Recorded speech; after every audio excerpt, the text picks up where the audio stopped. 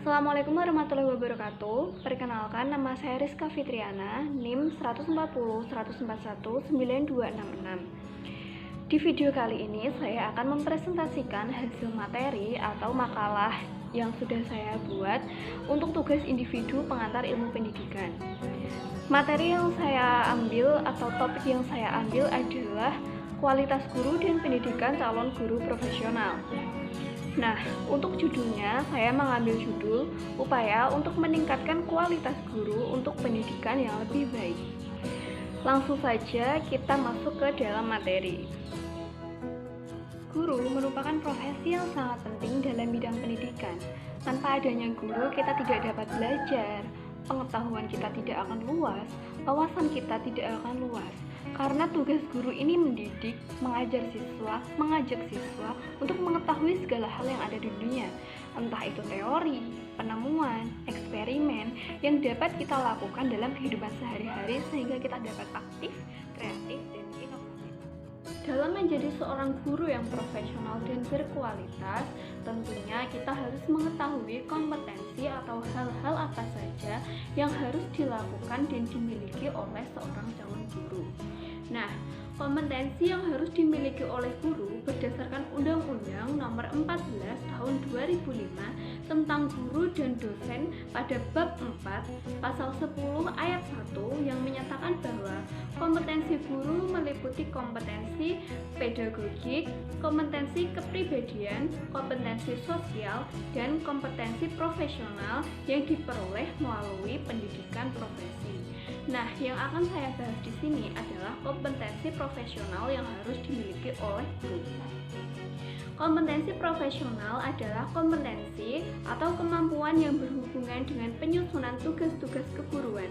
Kompetensi ini merupakan kompetensi yang sangat penting oleh sebab langsung berhubungan dengan kinerja yang ditampilkan. Oleh sebab itu, tingkat keprofesionalan seseorang guru dapat dilihat dari kompetensi sebagai berikut, yaitu kompetensi untuk menguasai landasan pendidikan, misalnya paham akan tujuan pendidikan yang harus dicapai, baik nasional, institusional, kurikuler, dan tujuan pembelajaran. Yang kedua, pemahaman dalam bidang psikologi pendidikan, misalnya perkembangan siswa, paham tentang teori-teori belajar, kemampuan penguasaan materi, dan studi yang diajarkannya.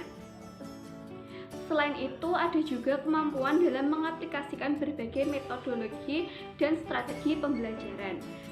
Selanjutnya, kemampuan merancang dan memanfaatkan berbagai media dan sumber belajar.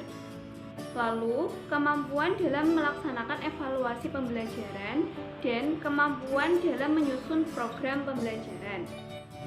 Nah, selanjutnya, bagaimana upaya-upaya untuk meningkatkan kualitas guru? Untuk meningkatkan profesionalisme pendidik dalam pembelajaran, perlu ditingkatkan melalui cara-cara sebagai berikut. Yang pertama, mengikuti penataran. Menurut para ahli, bahwa penataran adalah semua usaha pendidikan dan pengalaman untuk meningkatkan keahlian guru, menyelaraskan pengetahuan dan keterampilan mereka sesuai dengan kemajuan dan perkembangan ilmu pengetahuan dalam bidang-bidang masing-masing. Sedangkan kegiatan penataran itu sendiri ditujukan untuk yang pertama, mempertinggi mutu petugas sebagai profesi masing-masing. Yang kedua, meningkatkan efisiensi kerja menuju arah tercapainya hasil yang optimal. Dan yang ketiga, perkembangan kegairahan kerja dan peningkatan kesejahteraan. Jadi, penataran itu dapat meningkatkan efektivitas dan efisiensi kerja, keahlian, dan peningkatan terutama pendidikan untuk menghadapi arus globalisasi. Yang kedua, mengikuti kursus. Nah, kursus yang dapat diikuti adalah kursus pendidikan bahasa Arab atau pendidikan bahasa Inggris serta komputer. Hal itu dapat dilakukan untuk menambah wawasan seorang guru. Yang ketiga, memperbanyak membaca. Menjadi guru profesional tidak hanya menguasai atau membaca dan hanya berpedoman pada satu atau beberapa buku saja.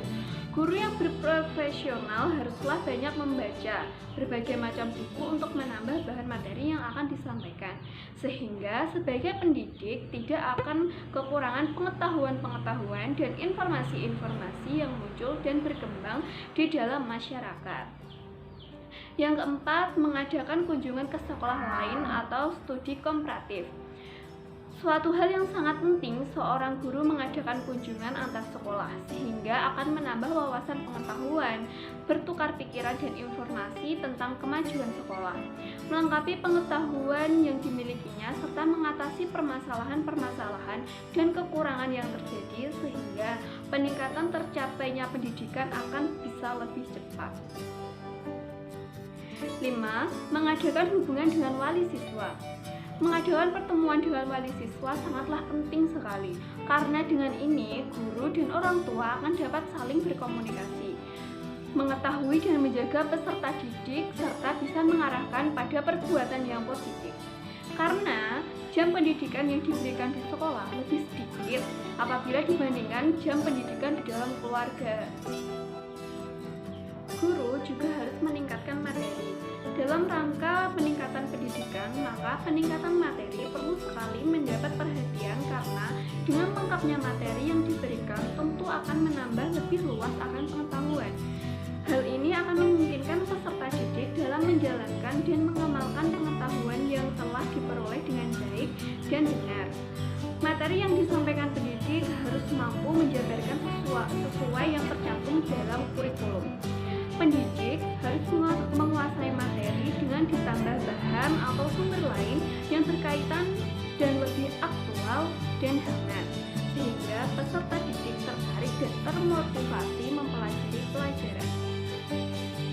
Kesimpulan dari materi ini adalah untuk mewujudkan tujuan pendidikan nasional, yakni dengan menciptakan guru yang profesional dalam upaya peningkatan mutu dan kualitas guru, sehingga masalah pendidikan di Indonesia dapat terselesaikan dengan baik.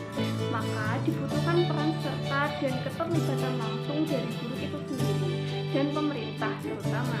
Kenyataannya menunjukkan bahwa masih sebagian besar guru underqualified atau kualitasnya ini sangat rendah, tingkat penguasaan bahan ajar dan keterampilan dalam menggunakan metode pembelajaran yang inovatif masih kurang.